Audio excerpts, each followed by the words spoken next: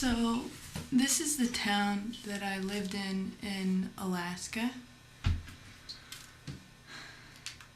And I lived there in the summer of 2004. This is a hand-drawn map of the town that I've had hanging up and where I've lived above my bed since I moved from there. This is where I lived for the first month. This is the train station.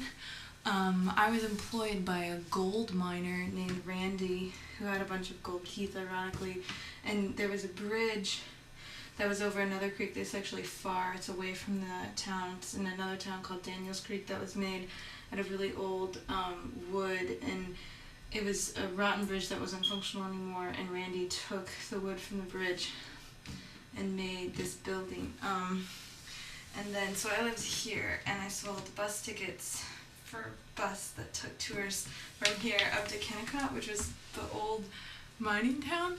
And then this is the main town in McCarthy. This is the bar, is right here.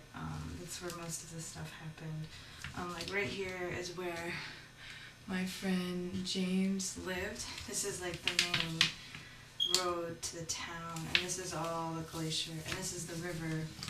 And what else? So I lived there, and it was pretty magical because it was light all the time because I was there in June, and I was there for the solstice, and it was light all the time during the solstice. And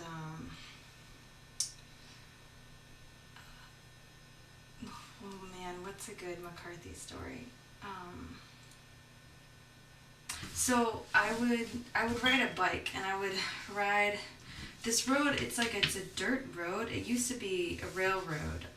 Kennecott was a mining town, and it was established as like a copper mining town. And so this is the main mill right here, and then there are mines up in the mountains. And my friend Lynn and I would hike up to the mines and then collect rocks. So we would go. The best one for cool colored rocks was Jumbo Mine, which is right here.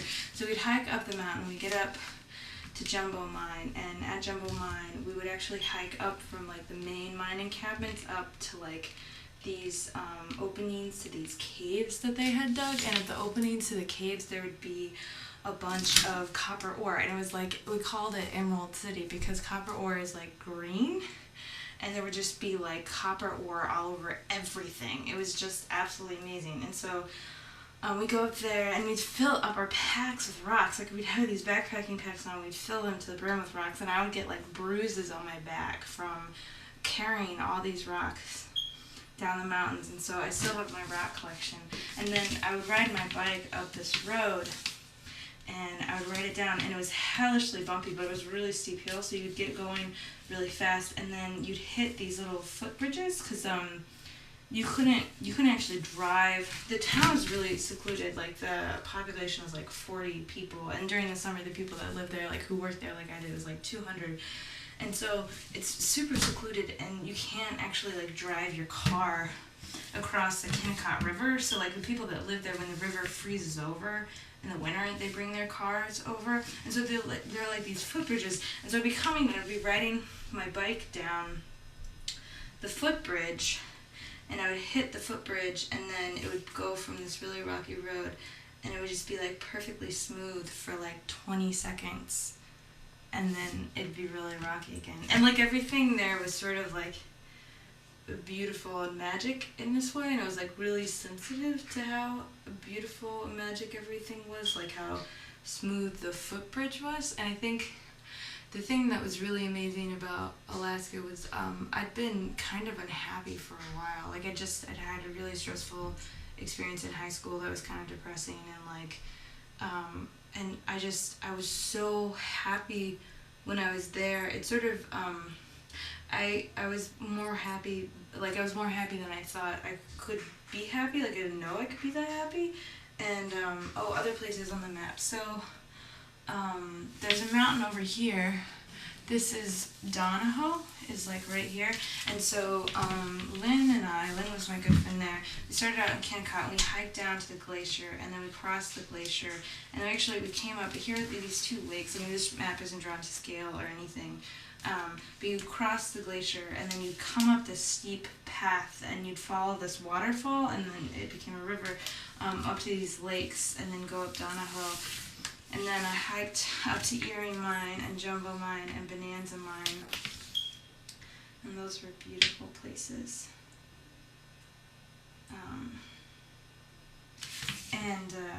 Another place I would like to go is I would just go on walks up the glacial moraine.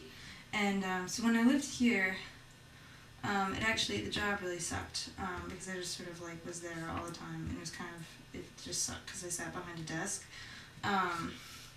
But I would walk up the glacial moraine, and it took me about like 3 minutes of walking until I couldn't see any signs of human life. I just like got behind some trees here, and I couldn't see any signs of human life, and I would walk up the moraine and sit and think, and it was beautiful because I'd be sort of like on this like really rocky glacial moraine, and it would be the ice fall and all the mountains around me. And to give a point of reference, McCarthy is in Wrangell St. Elias National Park, which is the largest national park in the United States. So it's in the middle of nowhere. It's 60 miles of dirt road to get there, and that's sort of a magical place. And so here's the Potato, and this is the museum. This is like an outhouse. It's like the only public bathroom in McCarthy. There aren't any public trash cans because everyone has to carry out the trash. This is the airfield. This is the post office. There isn't really a post office, but a Bush plane brings mail in twice a week, and people have mailboxes at the airport, which is a gravel strip. And then on Wednesday nights was soccer, and Thursday nights was frisbee. So people would play sports on the gravel strip because it was like the only flat place.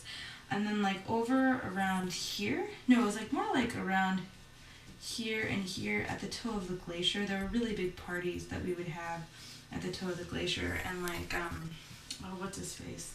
I think Malcolm would bring his truck and play music, and we would like burn wood. They were restoring the mines. They were like, it became a National Historic Landmark, so they were like restoring all the mines and everything. So from these old buildings, there was all this 100-year-old Douglas fir, and at Sarah's birthday party, we had big bonfires of all the rotten wood that they'd been tearing out of these buildings, but like was like a historic rotten wood. So that was really fun.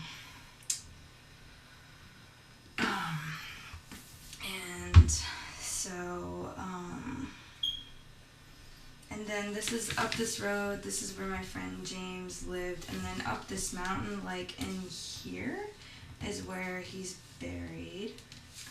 And then across this bridge is where a lot of people live. And see how it's two logs together on the map? It's two logs together in real life, and people drive their Jeeps across it. It's pretty cool.